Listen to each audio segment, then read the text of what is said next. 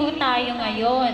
So, bago po ako maghandog ng isang awitin, gusto ko bang marinig ang tinig ng Pilipinas!